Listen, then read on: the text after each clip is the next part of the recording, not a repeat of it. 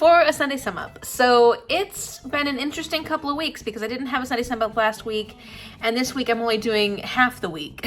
So we'll hopefully give you some good reviews and catch up a little bit on where I've been at in my reading. I'm kind of in between 48-hour readathons, and also just continuing to try and work on Whateverathon, Camp Seasonathon, and Not Safe for Workathon. I'm gonna get you caught up with quite a few reviews, but some of them are gonna be quick because they were included in my last vlog. And then show you a little what's been going on this week, talk about where I am with my current reading, and that's gonna be it. That's gonna be it. And then I will actually be starting another readathon, so I hope you're having a wonderful week.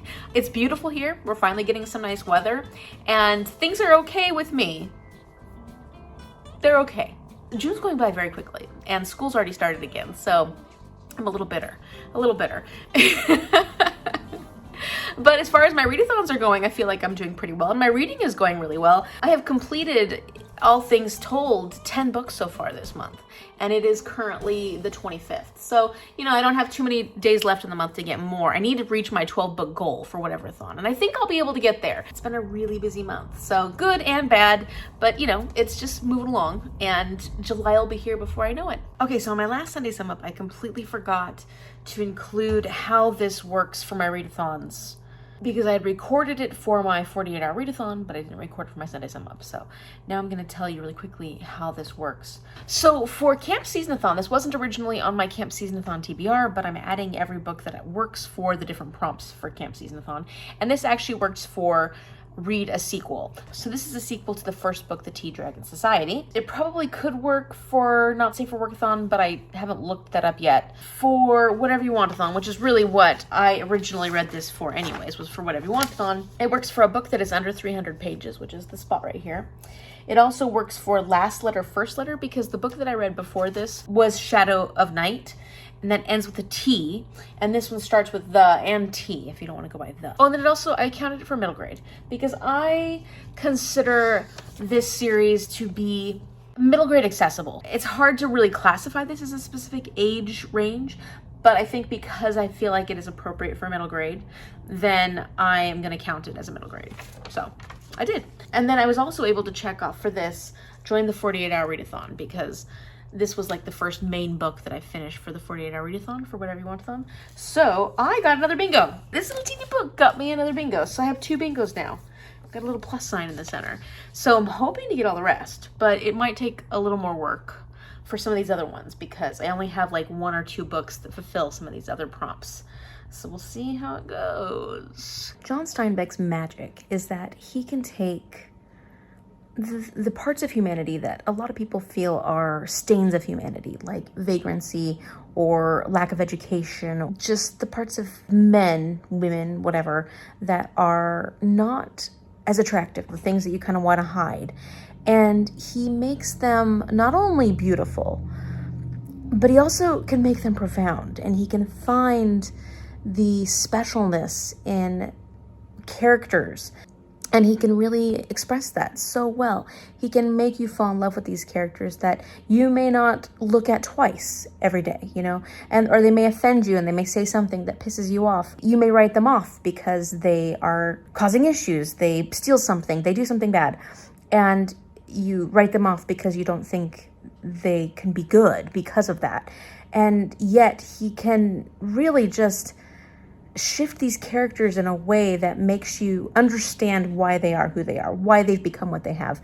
And not only understand it, but almost look at it fondly, not like condoning their behaviors or condoning the things they have, but looking fondly at them as human beings and understanding that their humanity is what makes them so special and so unique, and what that adds to this crazy world that's already so screwed up and messed up in a lot of ways. And I've always loved that about John Steinbeck. I just love how he creates characters. He creates these drab, boring, what you would think are boring characters, and he puts so much life into them, and he makes them so incredibly important, and then you fall for them. You fall in love with them. You understand why they are so important. You understand their contributions to the story.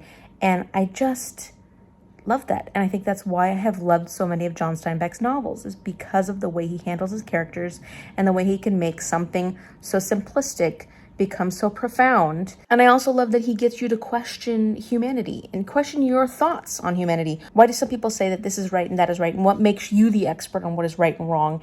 And it's not like he's telling you you're right or wrong. He's just saying, you need to think about this more. You need to think about what you qualify as being a good human being, or what you qualify as being traits that are important, or how can you determine whether a person cannot be ever redeemed. They're completely unredeemable, because we tend to look at humanity that way, as good or bad, and that's it. There's no in between, and there's no coming back from it. But I have always loved the conversations that Steinbeck has around that, because a lot of his characters are not perfect. They make a lot of errors, and yet you can find the good in them, but you can also see them make these changes and shifts in their life that aren't necessarily for you to please you. It's more to work on who they are and what matters to them. And I just think there are so many moments that Steinbeck impresses me and reminds me to think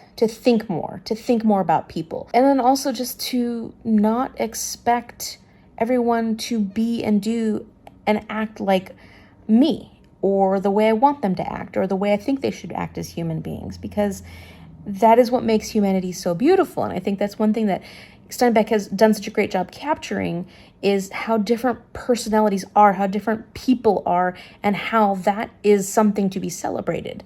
And as awful as it may be at times, and how much we may not appreciate it, it should be appreciated for what it offers us. It offers us opportunities to think about different ways of behaving and different perspectives. And I don't know, it's always just, it feels brilliant to me.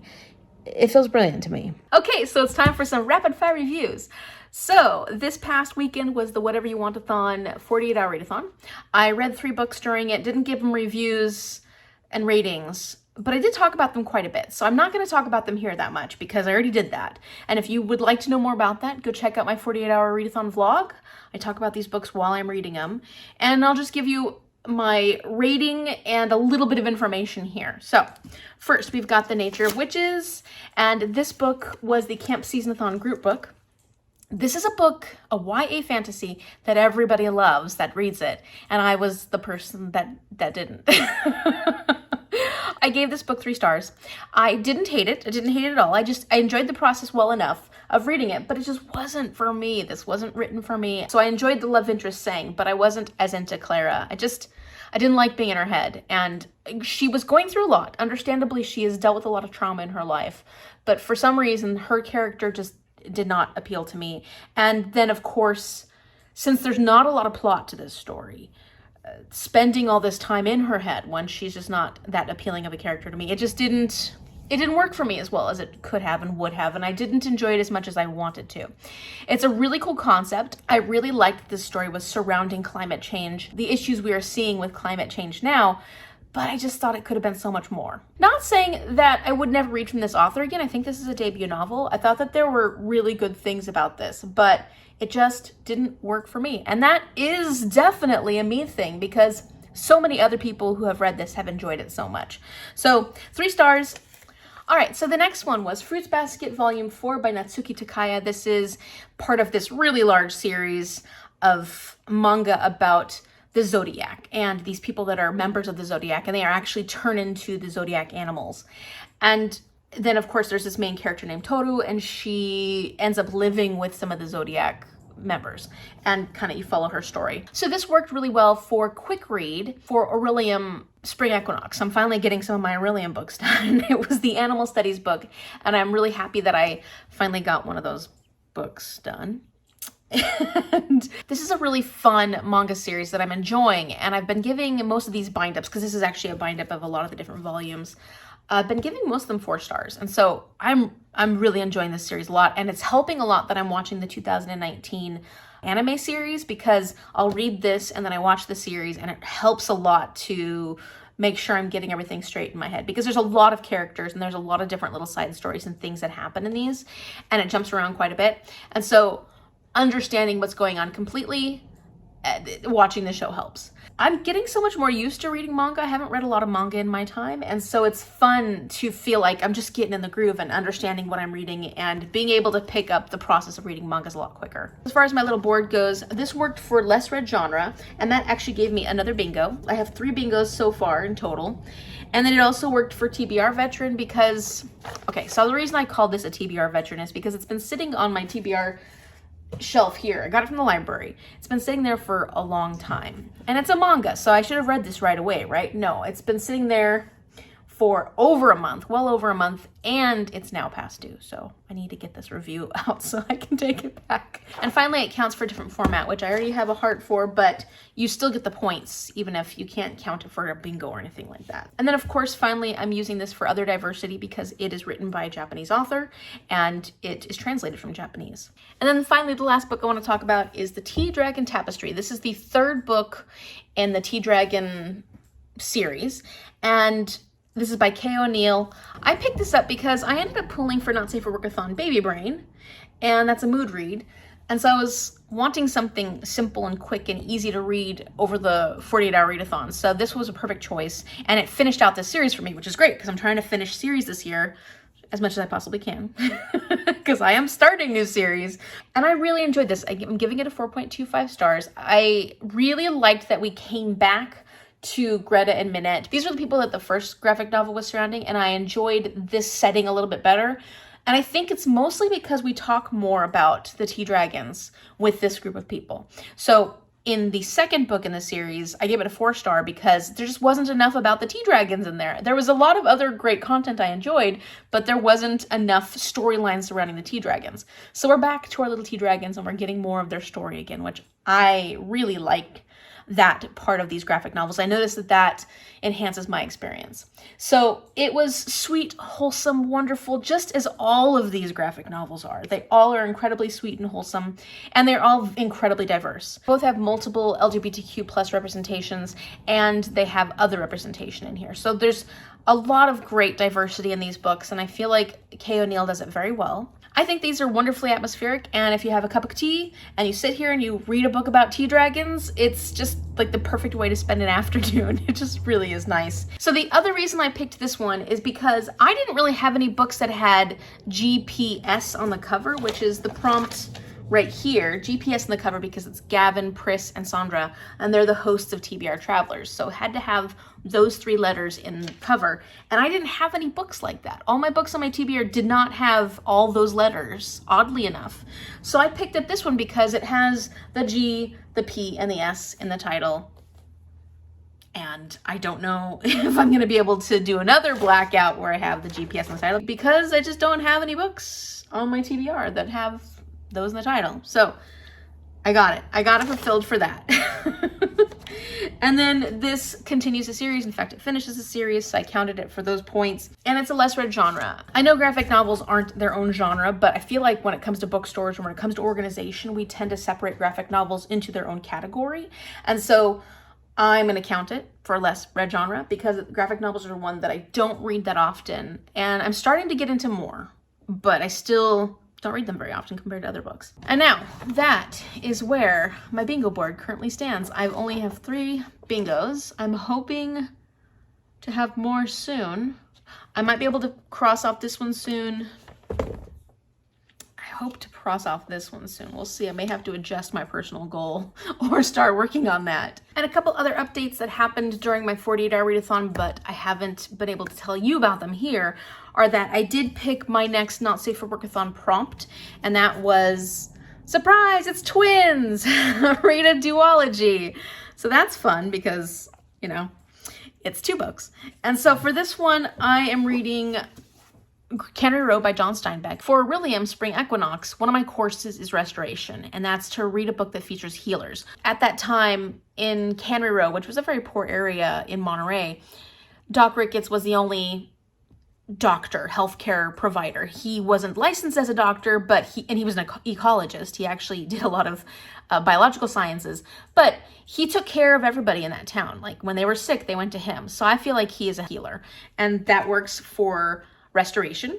And then the second in my duology is Sweet Thursday by John Steinbeck. This is the second book in the Cannery series. I've never actually read this one. I'm really excited to get to it, and it's actually for a secret TBR, so finally getting some of these things done. And this works for shapeshifting, because for the shapeshifting course that I'm taking, you need to have a book that has an animal with claws on the cover. And you can't actually see the claws, but we have 2 cats here, and we know cats have claws. I thought that this worked out perfectly, so I can knock 2 more off my Aurelium TBR and knock 2 books off my Not Safe for Workathon. I don't think they work for Camp Seasonathon at all, but I'm gonna make them work for as many prompts as possible on Whateverathon. And one more update, a book that I started this weekend during the 48-hour readathon.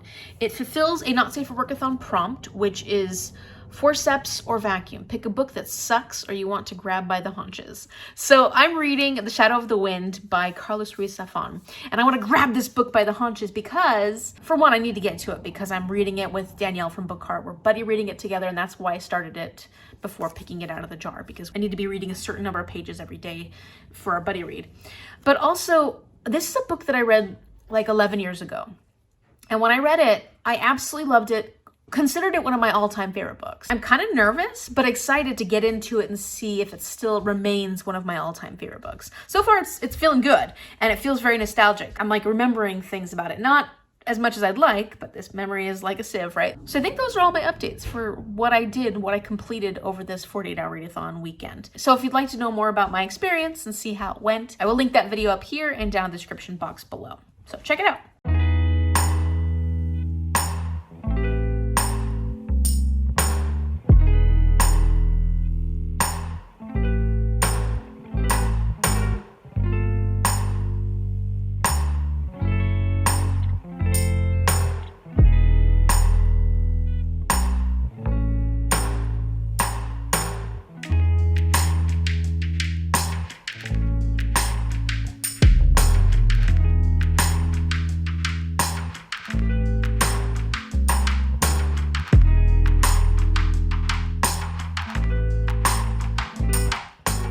Okay, so I'm currently rereading two of my all-time favorite books, which are Cannery by John Steinbeck and Shadow of the Wind by Ruiz, Zafon. And the experience is incredibly nostalgic. Exactly what I was hoping for, and I'm loving them just as much as I was hoping I would love them. And one of the things that both of these writers do, well, there's a couple of things. I'm trying to like find similarities because these books are books that I consider some of my favorite books. And one of the things is the formatting. Both of these writers are storytellers. And so what they'll do is they'll have this main storyline going along. Not as much in Cannery. There is a main storyline in Cannery, but it's not as obvious. But they'll have like your main characters, your storyline going along, and interspersed in between here and there, they have additional stories about characters that you're meeting in the story that aren't necessarily main role characters, but you're learning more about their individual lives or experiences that they had that may pertain to the story, but not in a direct sort of way. And I just love that. I really love that format. And I have found that to be very true of Steinbeck and very true of Ruiz, Zafon and what I've read of their writing. The other thing is that they both love looking at human nature. Like you can tell they are lovers of people, and they like to see everything about people, not just the good. They like to look at the bad things too and find the beauty in some of the bad and some of the sad. And I'm not trying to say that they're condoning bad things that happen in people's life, but it's that life is bittersweet. It has good things, it has bad things, but that's what makes it so spectacular, is that you can't just have it all be good or all be bad. You have to have these ups and downs, these low moments that make the high moments so much more special, or these low characteristics of people that make other characteristics of other people, or even of that same person, shine even more, because you see like, oh, well, this is their flaw in life as a person, but look at this incredible aspect of them, or look how they overcome these things. Just the way both of these authors write people and their observations of people and how normal people are, how imperfect people are, just makes me feel like they love people that much. They just love and are fascinated by people.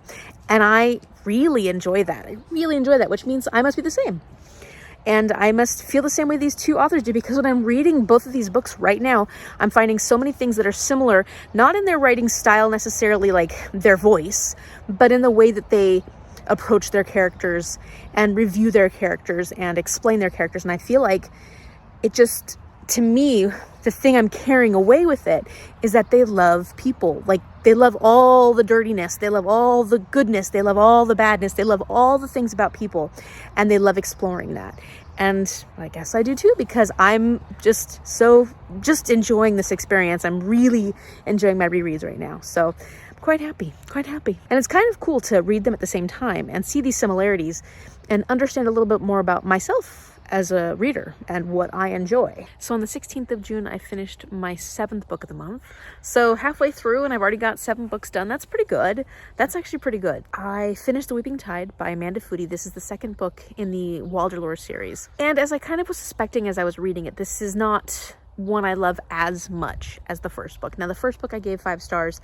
This one I think I'm going to give 4 stars to. I really did enjoy it, and I liked what it built up to, and it ended up becoming very exciting, and it turned out really well. But this one was actually really formulaic of the first book. Like, there was a lot of really similar decisions that were made about this book that were like the first book, and that's not necessarily too much of a problem, but it made it so that I didn't feel the same about this one as I did the first one, because we already got a lot of these same themes and things happening in the first book, which was really fun and really exciting. And this one, it was a little repetitive, but not horribly so. And luckily, the whole scenery and everything had changed. This was set in the sea, in the Wilderlands, and I really liked that setting. I liked that environment. I loved the sea aspect of it. And I'm glad that they added something like the Weeping Tide, which is harmful algal bloom. It's a carnivorous algal bloom, because harmful algal blooms in general are something that are affecting our oceans quite a bit now, especially because of climate change. It wasn't necessarily because of climate change, but it had very strong implications for climate change. So it was nice to see the relevance of the problem, the issue in the story, and how it can relate, especially for children nowadays, children who are seeing these issues in their lifetime, like how it can relate to things that are going on in our current time. So I really like seeing that relevance. I think that's really important for children when it comes to reading stories. And then, of course, this is a series that I think is enjoyable for adults as well. So I had fun with it. I really like the characters. There was some diversity in the representation. We did have some disability representation, and I thought that was nice. I'm glad it was done with a character who was considered very strong, and everybody really looked up to her, or at least saw her for how powerful she was. But then you also got to hear from her perspective and how she still struggles with the ableism that is in our society. And I do want to pick up more of Amanda Foody's books, because I really like her writing style. I feel like it's really easy to get into. And I know that before this, she was doing a lot of YA. So I'd like to check out some of her YA and see how I enjoy that. So yeah, if you're looking for a fun, adventurous, very adventurous middle grade series about magic, I highly recommend the Wildlore series. Now that I have finished The Weeping Tide by Amanda Foody, I've got to let you know how this works for all my readathons. So for one, I picked this out originally last month because it works for Aurelium Spring Equinox. This is one of my courses that I need to take, conjuring, and I had to figure out how to conjure light by reading a book that has a source of light on the cover. So I chose this one because it has bioluminescence, these different critters that emit bioluminescence, and in this book they're actually called fire neckies, and they play a pretty big role in this story actually. So it was pretty cool that this ended up being why I chose them, because they emit their own light. And then for Camp Seasonathon, this works out for 2022 release, because this is a book that was released in 2022. Wasn't on my original Camp Seasonathon TBR, but that's okay, because I'm just adding whatever I read. This wasn't a book that I picked for my Not Safe for Workathon. This is my secondary book, so I don't have any of those ones that I counted this one for. But for Whatever You Want-a-thon, for one, this counts for diversity other diversity, because there is some disability representation in this one. And then for my little sheet, it counts for recently hauled, which is right here. And that gives me my fourth bingo. So now I've got this bingo here, and the cross. So another bingo. I'm getting so close to blackout. And then also this works for color on the cover, because when I had originally picked my color, it was a royal blue type color. So this works because it has all these different bright blues on it. And in fact, this is very close to the color that I had picked. So this works out really well. It's got all the right colors on it to be the color on the cover. And so of course I'm counting that one for that. I don't have any bingos from that though, because I'm missing one here and one there. And then finally, I also counted it points-wise as middle grade, which is already checked off, but I'm using it for points. So this one works pretty well because it got me a bingo, and I'm getting so close now. I do need to work on my personal goal, and I need to read a Portal Fantasy and a Host Favorite. And I don't know when I'm going to be able to get to those. Actually, no, I do. Because now that I'm finished with this as my secondary book, I'm going to start my Narnia books. I'm going to be reading The Lion, the Witch, and the Wardrobe, and then I'm going to be reading Prince Caspian. And so I'm reading them in that order because our particular read-along is going by publication order.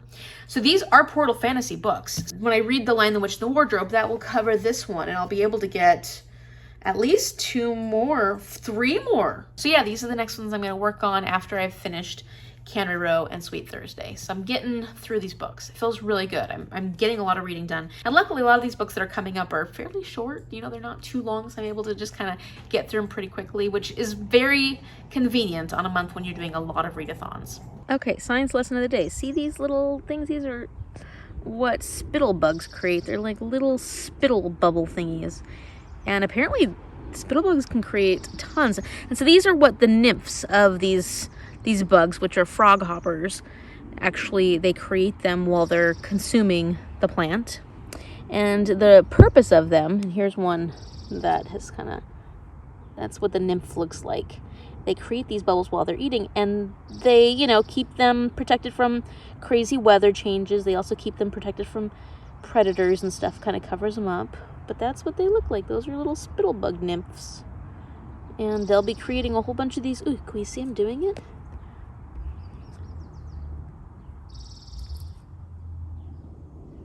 You can kind of see him doing it. Creating the bubble with his butt. Yeah, look at that. You can see him creating the bubbles with his bum. That is so cool. They can create like 80 bubbles a minute or something like that. Something crazy like that. Look at that. Ah, it's so cool. That is really cool. I've never seen them do that before. This is my first time. All our flowers are starting to bloom. Look at these pretty little dudes. We just got these from my aunt. And of course these ones. And down here we've got some blooming going on. Love those. This one's just thinking about it.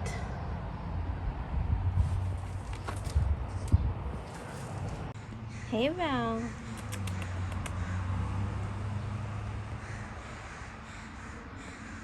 I look a little bit like Rudolph the Red-Nosed Reindeer right now, but we'll just ignore that. So on the 18th of June, I finished my 8th book of the month, which is really exciting because I'm making some great progress this month. And I have a lot of short books I'm currently working on. Like, I'm almost done with The Lion, the Witch, and the Wardrobe. And next I'll read Prince Caspian, which is also a very short one. And then I'm also going to be reading Sweet Thursday, which is the sequel to the Cannery Row book. And that's like 260 pages. So a little longer than Cannery Row, but still a pretty short book. And I've read this book 3-4 times now, and I absolutely love it. It's still one of my favorite classics. 5-star rating. There is something, and you'll have seen this in some of my ramblings that I had about both Cannery Row and Shadow of the Wind. There's something about John Steinbeck's writing that, to me, well, it's so beautiful. It's so human. It's so like bittersweet in the sense that you see the good and you see the bad, but I think it's so gorgeous. And, you know, there's definitely unpleasant things that happen in his writing and stories that he tells that are really unpleasant or really uncomfortable. But I just feel that the way he writes is gorgeous, and it just is a style that I absolutely love. It exemplifies what I love in writing. And I think the other reason I love this one so much is not only because I love the characters, I really do. I think he builds amazing characters, but this is close to home for me. I'm not from Monterey, but I'm from the Bay Area in California, and I spent a lot of time in Monterey. And in the surrounding area that is talked about in this book. So a lot of it is nostalgic for me because I know the area so well, and I can actually visualize these things. And then, of course, I love seeing how Cannery Row is in this book, and then knowing how Cannery Row is today. It's an incredibly touristy location. You can still see little bits of history, of course, when you go there, and little nods to John Steinbeck, for one, because he's from that area. But also there were a lot of characters in this that were based off real people and real buildings that are still there. So you see a lot of those nods and things when you go to Monterey, go to Cannery Row. I think because I love history so much, this is like a moment in time that has been captured. And granted, this is fiction, but it is really heavily based on experiences that John Steinbeck actually had in that area. So it feels very nostalgic to me, even though I wasn't alive during this time and I've only seen Cannery Row as a more touristy place. But I can see it, you know, like I can feel the history when I go there now because I've read this story. It's not really a plot-driven story. It's more just a slice of what life is like in Cannery Row at this time, sort of around the Great Depression era. And there's a lot of poverty in this area of Cannery Row, but it is just such a beautiful depiction of people and humanity, and the people that you wouldn't necessarily think of being people you'd want to follow in a story. And I know that I've rambled about this in other parts of this, but it's the reason why I love it so much. And I'm really looking forward to reading more of his books, especially the longer ones like Grapes of Wrath and East of Eden. I've started East of Eden a long time ago when I was much younger, and I never got a chance to finish it. So I need to get to more of his works because of what I have read so far. I have really loved his writing in general, and I've loved the way he creates characters. So I would like to read more. And granted, I should warn you that because this was written in 1945, there are terms that are used that are incredibly outdated. And so I just want to warn you that occasionally there are words in these older stories that we don't use anymore and we wouldn't want to use. So as far as how this is going to work for all my readathons, this is for Aurelium, Spring Equinox, and this was a book that I need to read for restoration. So I have finished my restoration course. I am a minor healer at this point, and hopefully when the need is there, I will be able to help some people. And this is not for Camp Seasonathon, but for Not Safe for Workathon, it is the first in a two-parter for, surprise, it's twins, read a duology. So I've kind of half finished the Not Safe for Workathon prompt. And then for Whatever You Want-a-thon, it'll work for a book under 300 pages. The book in here, the story in here was 88 pages long. I think the actual book is like 180 pages long. There's 2 columns, a lot of words kind of thing. I'm counting it as a favorite genre because I really do enjoy classics a lot. I have been enjoying classics since I was a high schooler, and I especially love adult fiction classics. This is the literary fiction of the 40s. And of course, this was on a previous TBR because I did count it for my Spring Equinox TBR. I didn't do my Spring Equinox yet, so I'm gonna count it for that. Finally, today I have been working on my room, doing my clothing project that I wanted to start this summer, and trying to organize my stuff so I can get rid of things that I don't want anymore, that aren't fitting right, or just I don't feel good about, and then put all my winter clothes away, bring out the summer clothes, make them available, make sure they fit, so that I'm feeling really good about when I go to pick out clothing, I have something available and that I feel cute in, because, I need to feel cute. It's summertime. So, because I've started that, I haven't finished it, but it's an ongoing project, but I'm continually working on it today. I'm gonna count it for complete a personal goal. So this is an amazing spot because it's gonna get me a bingo this way, it's gonna get me a bingo this way, and it's gonna get me bingo this way. It's gonna get me 3 bingos just for that one spot. So let me get a little heart and we will lock that one in, complete a personal goal. And I've got my bingos, 1, 2, 3. So this book is gonna count for a lot of points.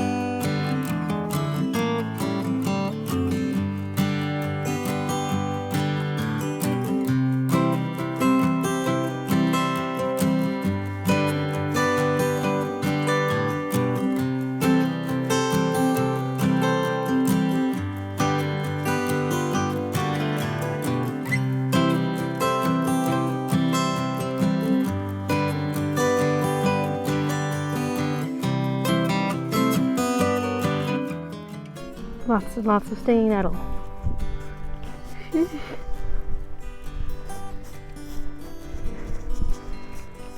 All of it.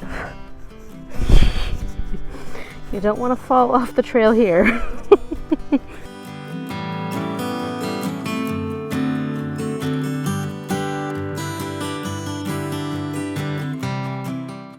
Okay, so on the 20th, I finished my 9th book of the month, which means I'm pretty close to getting my 12 book goal for Whateverathon. So that's exciting because I'm only 3 books off for that. I have finished The Lion, the Witch, and the Wardrobe by C.S. Lewis. I don't really know how I want to rate this one, so I think I'm not going to rate it yet. And I know I usually give my ratings in the Sunday Sum Ups, but part of me thinks I should reread this, and I might end up rereading it because I feel like I was really enjoying it at the beginning.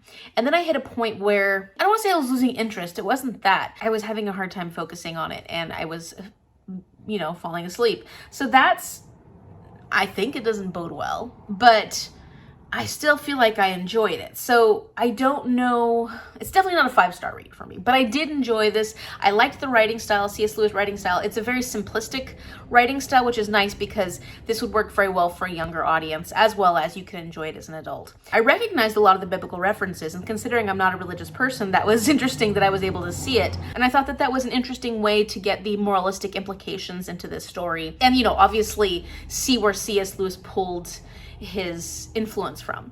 And what was really interesting then was to see how much fantasy has pulled from The Lion, the Witch, and the Wardrobe. And I'm enjoying this more than some of the other middle grade fantasies that I've read recently that are much older, much more outdated. So that's good. That's good. I just feel like I didn't really get a good grasp on it. So I probably should reread it because I have nothing better to do this week. Than reread The Lion, the Witch, and the Wardrobe. But we're going to be doing our live discussion of this and Prince Caspian this Sunday, so I need to make sure I have a good, feel for this. I need to make sure I have a good feel for this series. Middle towards the end, I was getting much more distracted while I was reading it. I don't know if that's because I was doing my 48-hour readathon and I was just trying to get my time done and I wasn't as focused as I could have been, or if I was just distracted by the other books I would rather have been reading. That might be it, because I was rereading Cannery Row and Shadow of the Wind when I was reading this, and those are 2 books that have been 5-star reads for me, and that I absolutely love and really pull me in very easily. And I think that because I was reading those around the same time, I really would rather have read those. Yeah, that might be what it was. Like, I would rather read those, and so I was much more excited to get back to those than to continue on this story. And so then when I was reading this, I was distracted.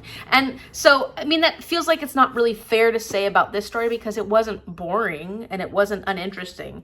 It's just that when you're competing with books that I already know I love, and I haven't got to reread any books recently. It's fun to reread books. Like, I'm reading Shadow of the Wind because I'm buddy reading that with Danielle from Bookara, and I'm having so much fun rereading this story that I really loved the first time I read it. And I'm still really loving it. I'm loving it the same level of love, but it has a different feel to it because I've already read it before. So it's like I'm getting to come back and enjoy this old friend. So as far as my read-alongs go, this one works for Not Safe for Workathon. This prompt of first trimester, start a new series. So this is a new series for me, and because I'm reading it in publication order, I'm considering The Lion, the Witch, and the Wardrobe the beginning of the series. So that works for my first trimester. And then this also works for Whateverathon because it's a portal fantasy. And I'm really excited for that because once I give it a little heart like that, it gives me a whole bunch of bingos. So I've got 1, 2, 3 bingos. And I only have one more host fave to clear off my board. The problem is I don't know when I'm going to get to the host fave. I'm doing another readathon this weekend, starting Thursday, because why not do 4 readathons in 1 month, right? Yeah, that totally makes sense.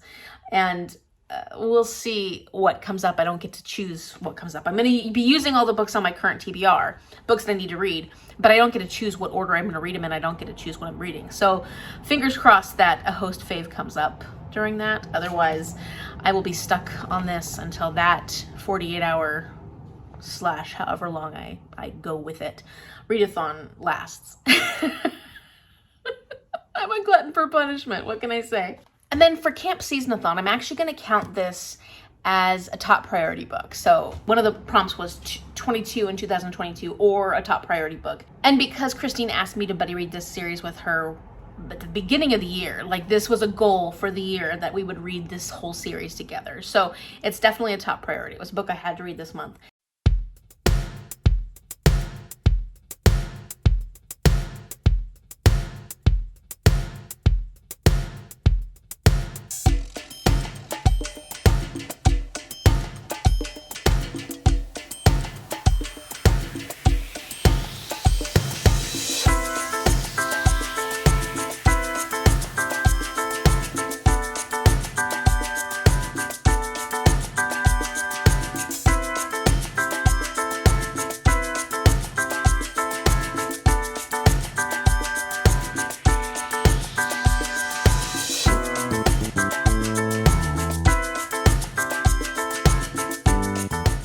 Okay, so today is June 23rd. It is a Thursday, and I'm actually going to cut my Sunday Sim up short this week because we're going to be doing, meaning my mom and I, are going to be doing another 48-hour readathon, 48-hour plus readathon, because we're playing a game, and I don't know how long it'll take us to actually finish it, but we're just going to go until we finish it.